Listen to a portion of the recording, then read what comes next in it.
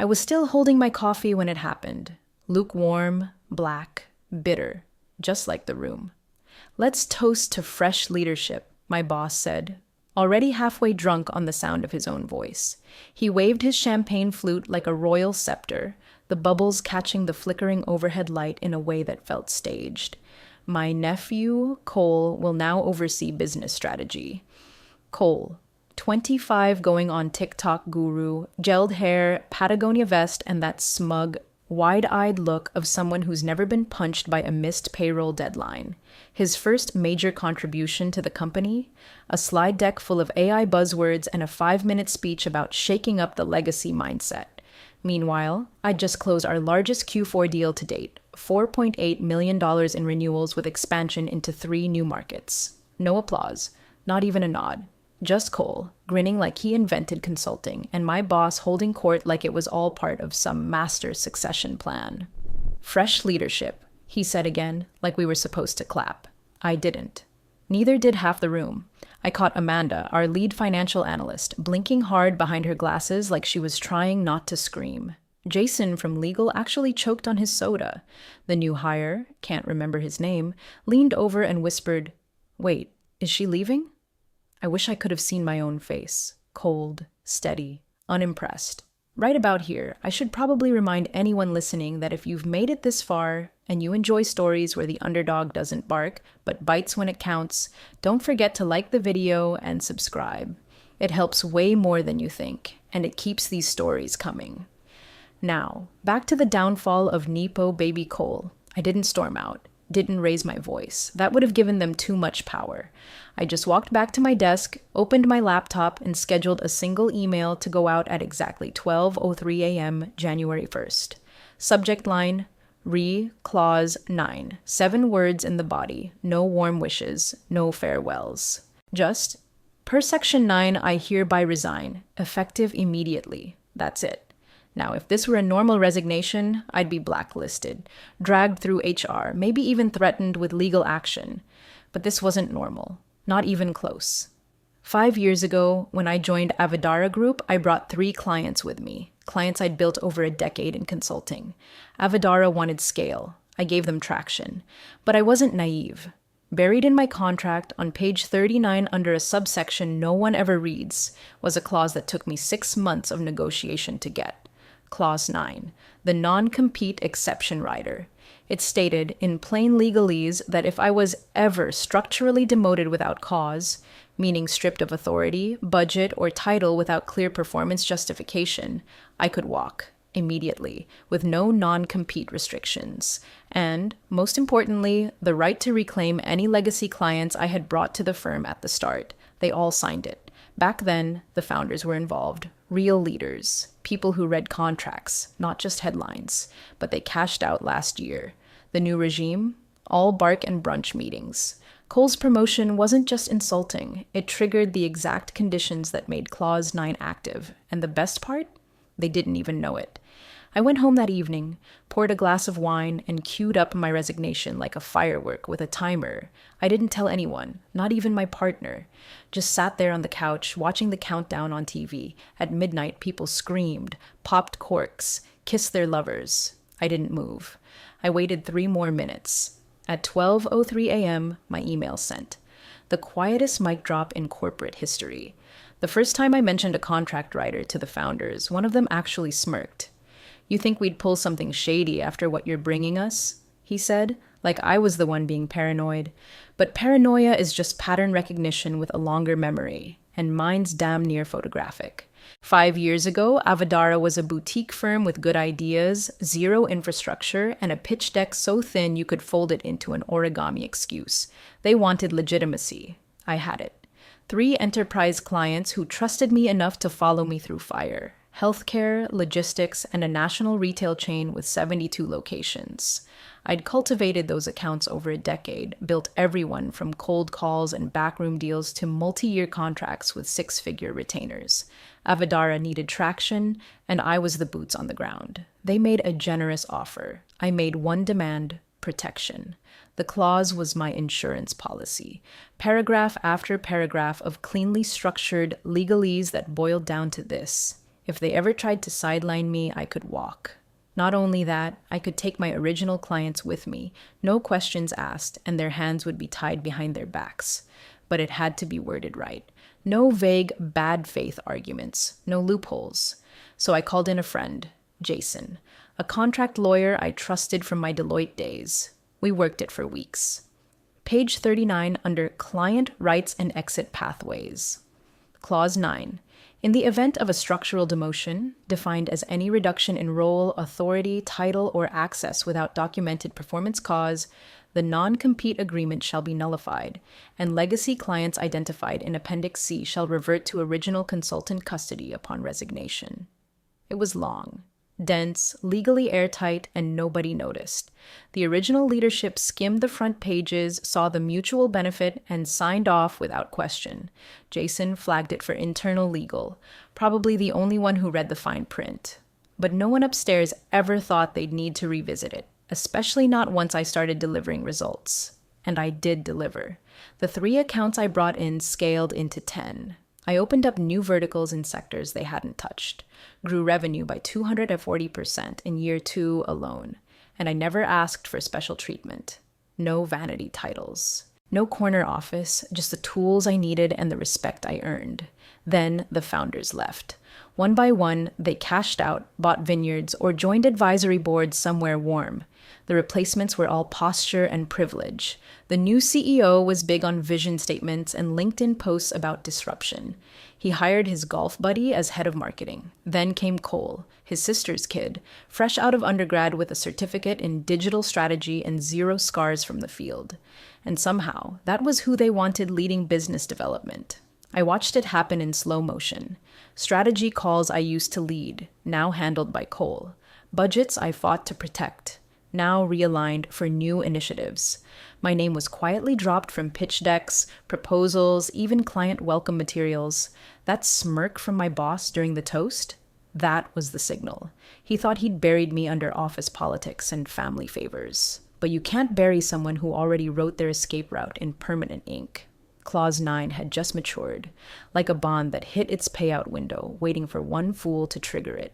And Cole, in all his Gen Z grandeur, pulled the pin without ever realizing there was a grenade attached. What's wild is, I didn't have to yell. I didn't have to file HR complaints or storm into meetings with folders of receipts. I just had to wait. Let the silence fill in the gaps where common sense used to live. They forgot Clause 9 existed, but I didn't. I read it once a year, like a quiet promise to myself. If they ever forget who built this, walk. And now, I wasn't just walking. I was taking the foundation with me. I remember watching the seconds tick by. 11:58, 11:59, midnight. Fireworks crackled somewhere in the city. I didn't move. I was still in my robe, legs tucked under me, staring at the inbox on my laptop like it was a detonator. At 12:03 a.m., sharp, the message deployed. Clause 9, 7 words, no farewell, no thank you for the memories. Just a simple legal declaration written with the precision of a scalpel, and right below it, attached as a PDF, the original contract, highlighted and signed. Page 39 under Client Rights and Exit Pathways. No ambiguity, no wiggle room. I wasn't asking for a favor. I was invoking a clause. At 12:04 a.m., I got the delivery receipt. A little gray box popped up on the corner of my screen, letting me know the message had landed across every key executive's inbox. CEO, CFO, legal, HR, and Cole, especially Cole. At 12:08, the first reply came through, a single line from the senior partner at my largest client, the same one I'd taken from a shaky $900K contract to a 3-year $6.5 million retainer. Standing by. That was all he wrote. That was all he needed to. And just like that, the balance shifted. I hadn't spoken a word inside the office, not a whisper of protest. No hints dropped over coffee breaks, not even when Cole took my seat in the Tuesday strategy huddle and mispronounced the name of one of our top-tier clients. I just sat, listened, nodded politely, and let them believe I was fading into the background. But what they mistook for silence was really just patience wearing a tailored suit. This wasn't a meltdown. This was a surgical withdrawal. No fireworks, no scene, just the quiet tick of a countdown they never saw coming. Behind the scenes, the machinery was already moving. NDAs were pre-reviewed. Transition letters for clients were drafted and waiting in encrypted folders. I even had a secured Google Drive with full documentation of the accounts I had originated and led, timestamps, pitch decks, contract drafts, all with my name on them. Jason from legal had reviewed everything over whiskey the week before. "You're airtight," he'd said. "They'll panic." And that's exactly what I wanted. Not to burn the place down, just to leave the front door open during a storm and let them feel what I kept out for years. It's wild what you can do when you stop asking for permission and start executing on preparation. This wasn't just a resignation, it was a precision strike. No warnings, no demands, just a digital message that hit like a hammer wrapped in velvet. They thought I'd keep showing up, that I'd swallow the slight, slap on a smile, and train Cole while pretending I wasn't watching my own role handed to a resume with no scars. They forgot, silence doesn't mean submission. Sometimes it means strategy. And mine had just gone live.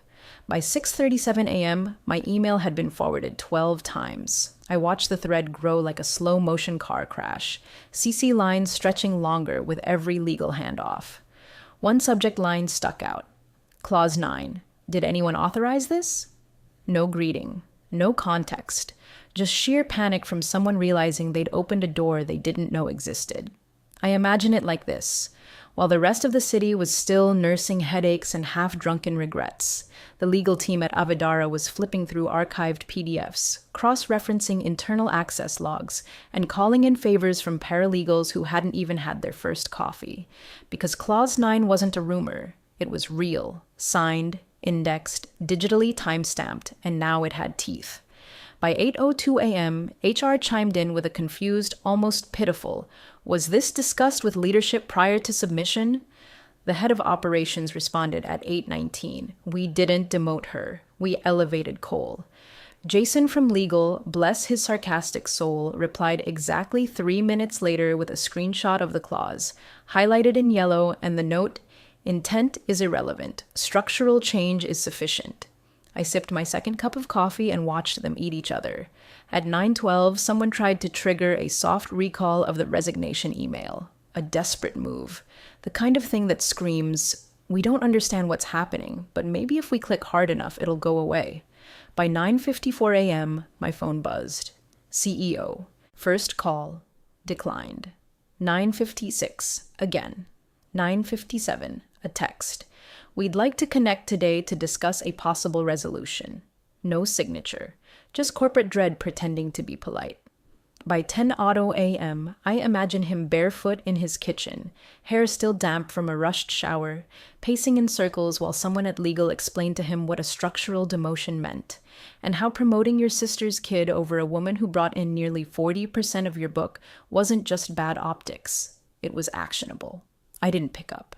Instead, I did exactly what they feared I might. I opened a clean draft email titled Transition Considerations. Then I blind copied each of my top client points of contact and attached formal release letters, pre-cleared by Jason, written with precision, no finger pointing, just facts. In accordance with our original engagement terms, I am no longer affiliated with Avidara Group.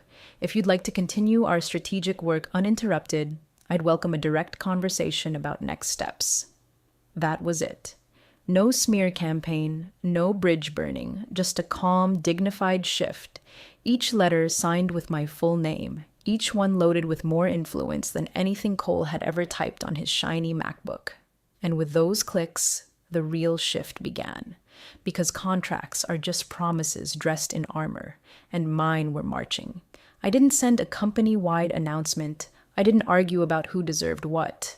I simply removed myself from their narrative and invited others to follow.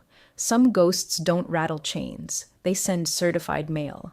The fifth call was the one I answered. It was 11:59 a.m., and I'd just finished updating the new onboarding framework for a private consultancy that had been courting me for months. They knew what I was capable of before Avidara even spelled my name right in the internal directory. I liked that about them. No fanfare, just respect. When the CEO called again, same number, same panic, I finally picked up. He launched into it before I even said hello. We didn't mean to sideline you, he blurted. This whole thing was a miscommunication, a leadership misunderstanding. Stop, I said, calm as ever. You promoted a 25-year-old with zero field experience over the person who brought in your highest grossing client accounts. You removed me from strategic planning. You redirected authority without notice or consultation. That's not a misunderstanding. That's structural.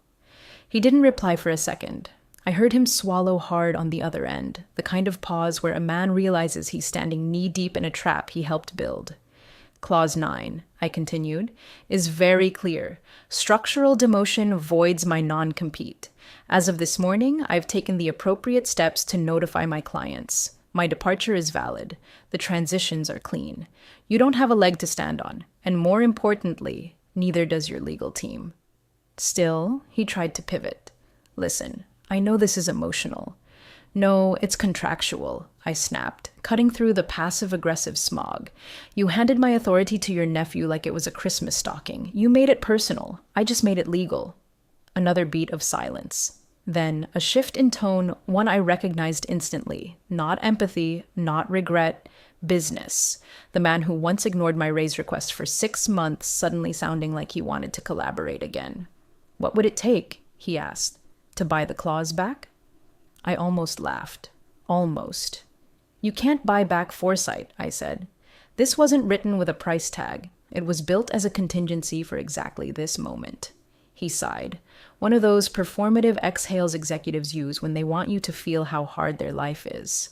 Okay, look, maybe we made a mistake with Cole, but we can adjust titles, restructure reporting, clarify scope. You've already lost 3 clients, I said, keeping my voice even. They reached out before lunch. They're not interested in reassignments. They're following me. That hit him. I could hear the sound of his laptop closing in the background, followed by a muttered, Jesus Christ. I didn't gloat, didn't twist the knife. I let the silence sit because the silence said everything. This wasn't about revenge. It wasn't personal retribution. It was arithmetic. They undervalued the asset, rerouted the budget, and ignored the clause. Now the cost was due. Before he could pivot again, I added, this call is being noted as a courtesy, not a negotiation. Please don't frame it otherwise in any future documentation. He didn't argue. Couldn't, really. The weight of it had landed. The board would find out soon, if they hadn't already. Cole's appointment was starting to look less like a fresh idea and more like a strategic hemorrhage. The CEO cleared his throat like he wanted to keep talking. Maybe salvage something. I ended it for him. Happy New Year, I said, and hung up. Not with spite, with precision. He made the call hoping for an open door.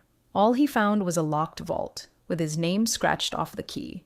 By the end of the first week, the silence had weight. Not the absence of noise, but the presence of something undeniable, like the air just before a thunderstorm. Nobody screamed. No angry LinkedIn posts. No internal Slack meltdowns. Just a quiet shift in motion that nobody could stop, especially not Cole. Client number 1 was the first to move. Wednesday, 9:12 a.m. Publicly, they announced a strategic partnership refresh. Internally, their VP of Ops emailed me a 2-line message. Contract wrapped. Looking forward to continuing with you directly. We already informed your previous firm. I didn't reply immediately. I waited. Let them drive the narrative. That's the thing about gravity. You don't have to push. You just have to stop holding it up. Client number 2 followed that Friday. Same story. Public statement about realignment with evolving goals. But this one was bigger. Our oldest client, legacy systems, 6 regional offices, and one hell of a budget. The same client Cole couldn't remember the name of when he introduced himself during their kickoff call. It's so great to be working with Redwood Financial, he'd said. The account? Redwood Solutions. They noticed, and they remembered. By Monday, the 3rd client dropped. This one stung the most for Avidura because it wasn't just revenue, it was prestige, a name they splashed across pitch decks, year-end reports, investor teasers. Gone. Their CMO messaged me privately. It was never about the company. It was always about who we trusted to steer the ship. By Tuesday morning, Avidura's forecast was bleeding red. Nearly $19 million in projected revenue. Just gone. Vaporized. No warning, no transition plan. Just polite departure notes and NDAs that I didn't need to violate to make a point. Cole tried to put on a brave face. He hosted an emergency webinar on navigating change during Q1 turbulence. 8 people showed up. 3 were internal. 1 was his mom. The chat was silent. By Thursday, the board had convened an unscheduled meeting. My name came up, not as a threat, not as a competitor, as a cautionary tale. One of the directors, a woman I'd once coached through a brutal M&A restructure, reportedly asked, "Wait, who approved sidelining her in the first place?" No one answered. The CEO stayed quiet. Cole, I'm told, tried to spin it. This is just transitional fallout. We're modernizing. Some churn is expected. But churn doesn't hit you in 3 waves from your highest margin clients. Churn doesn't come with attached letters addressed directly to the person you just replaced. This wasn't sabotage. I didn't poach. I didn't persuade. I simply existed as a more competent alternative. And when given the option, people chose calm over chaos, memory over momentum, results over nepotism. The only thing Cole had ever led was a team project in undergrad. Now he was trying to explain to investors why his first 10 days came with a near 40% hit to recurring revenue. Spoiler: new perspective doesn't pair well with shareholder panic. I didn't watch the fallout unfold in real time. I had work to do, clients to onboard, systems to migrate, but every so often I'd get little pings, screenshots, whispered updates, LinkedIn notifications that made me raise an eyebrow. One said, "Leadership transition is harder than we expected, but we're optimistic." Another said, "Looking to hire seasoned account directors to stabilize key partnerships." But the one that hit me? A leaked internal memo from Cole himself. Title, Rebuilding Trust. Funny. To rebuild something, you first have to understand how it was built, and he never did. They called it realignment. But in truth, it was just gravity, and the moment they let go, everything I carried came with me. The office wasn't flashy. No glass staircase, no kombucha taps, no inspirational posters about hustle or growth mindset. Just clean desks, fast Wi-Fi, and people who knew how to build instead of posture. It was exactly what I wanted. The consultancy had reached out 2 months earlier, quietly, respectfully. No recruiters, no poaching games. Just a simple message from one of the partners. If you're ever looking to build something smarter, our door is open.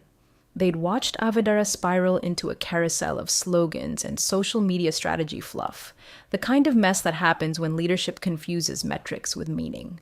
While Cole was busy reposting his own webinar highlights and posing with LED ring lights, this firm was focused on operational precision, strategy with teeth. When I called to say I was ready, they didn't ask for a resume. They asked when I could start. I brought 3 clients with me, fully compliant, fully clean.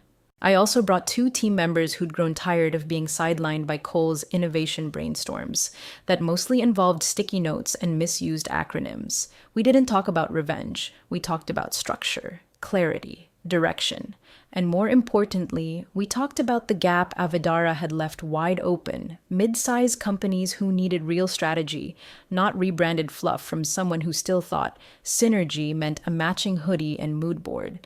By the end of my first week, we'd launched a new vertical, client-focused, execution-heavy, profit-minded. Avidara had chased influencers and keynote invites. We chased deliverables. And in the world of consulting, results still speak louder than LinkedIn posts. While Cole posted clips of himself saying things like, "We're redefining impact through human-first strategy," I was sitting across from procurement heads and CFOs, signing 3-year deals with performance clauses and real accountability. He ran a webinar called The Future of Agile Leadership. 6 attendees. One of them messaged me afterward, asking if I was taking new clients. I was. And I wasn't looking back. We didn't need to shout to be heard. Our pipeline grew because people knew who had really done the work. Reputation doesn't care about job titles. And once trust breaks, no amount of branding can fix it. I let Cole keep the slogans. I kept the substance. And in rooms where it actually mattered, that was all anyone cared about. We weren't a startup chasing buzz. We were a foundation reclaiming ground. And every time we signed a new contract, I thought about how little they understood what they gave up. They thought they'd replaced a name on the org chart, but they'd erased the compass that had quietly kept the whole ship steady. Now, I was steering a better vessel, and there was no storm big enough to turn me around. The screenshots started trickling in by the end of week 2. An old teammate, someone I trained, someone smart enough to keep their head down when Cole was fumbling his way through onboarding, sent me a message that just said, "Thought you'd enjoy the fireworks." Attached were Slack messages from Avadara's internal channels. One after another, panic disguised as process. Who signed off on Clause 9? Why wasn't legal looped during the promotion? Can we enforce partial retention on her legacy accounts? And then the one that made me set my coffee down and laugh out loud alone in my office. Wait, can we get her back? Apparently, someone on the exec team floated the idea of a restorative engagement. Their words, not mine. Like I was a wayward vendor they could charm back into the fold with a fruit basket and a marketing brief. Word was, they even discussed offering me a new title. Something performative like Executive Director of Strategic Continuity. No real power, just optics. It never made it past the second meeting, because by then it was clear I wasn't the only one who left. The quiet ones were peeling off. Project managers, client success leads, analysts who kept the wheels turning while Cole filmed leadership insights in natural lighting. Each resignation triggered more confusion. The people who made the place work had been invisible to leadership for so long that when they started disappearing, nobody even knew what was missing, only that things were breaking faster than they could plug the gaps. One internal doc leaked out, a Q1 stabilization strategy with a list of open roles and urgent client retention measures. 8 out of 11 bullet points were tied to systems or relationships I had built from scratch. The board issued a statement in their internal newsletter. Sometimes growth reveals areas for internal reflection. Translation. We screwed up, but HR wrote this. People started calling it the 1203 debacle, not a scandal, not a leak. A timestamp, my timestamp. That resignation email, it became a myth. New hires whispered about it like it was folklore.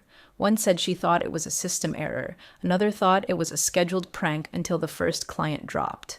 I didn't respond to the messages flooding in from ex-colleagues asking if I had any openings or space on the new team. Not right away. Not out of spite, just clarity. Because while Cole was still trying to figure out how to keep morale up with virtual trivia nights and Slack polls, we were onboarding 4 new clients, none of whom had heard of him, all of whom already trusted me. Avadara tried to rally. They held town halls. They floated buzzwords. They reminded staff to believe in the vision.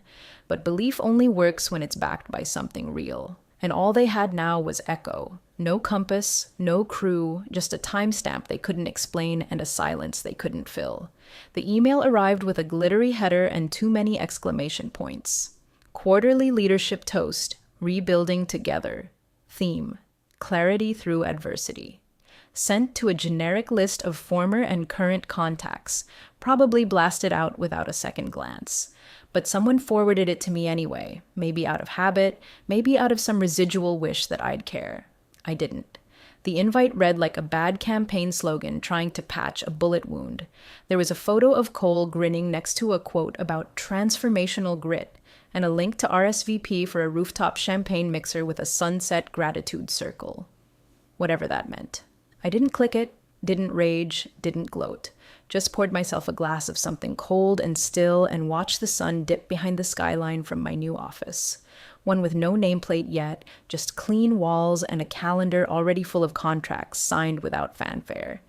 Instead of attending their toast, I sent a package, small, unassuming, delivered by courier to Avadara's legal department, addressed specifically to the one in-house attorney who'd flagged Clause 9 all those years ago. I still remembered her name. Sharp. Quiet. The kind of person who didn't talk unless she had the receipt. Inside was a bottle of single malt and a handwritten card that read, "You saw it. They didn't. Cheers." I never got a reply. Didn't need one. Some things don't need to be acknowledged to land. Later that night, I got a text from a former colleague. Just a photo from the rooftop event. Cole standing under twinkle lights holding a microphone, trying to look inspired. Behind him, a whiteboard easel with the words vision, value, velocity. Below it, someone had scribbled but not veracity. The image blurred slightly from someone's thumb, but the irony was sharp enough to draw blood. They could toast all they wanted, spin the loss into language, rewrite the narrative like it hadn't cracked at the foundation. But the truth was already written, signed, archived, activated, not by force, not by vengeance, just by the kind of foresight that doesn't need approval. And that's the part they never understood. They thought promoting family was harmless. They forgot contracts don't care who you're related to.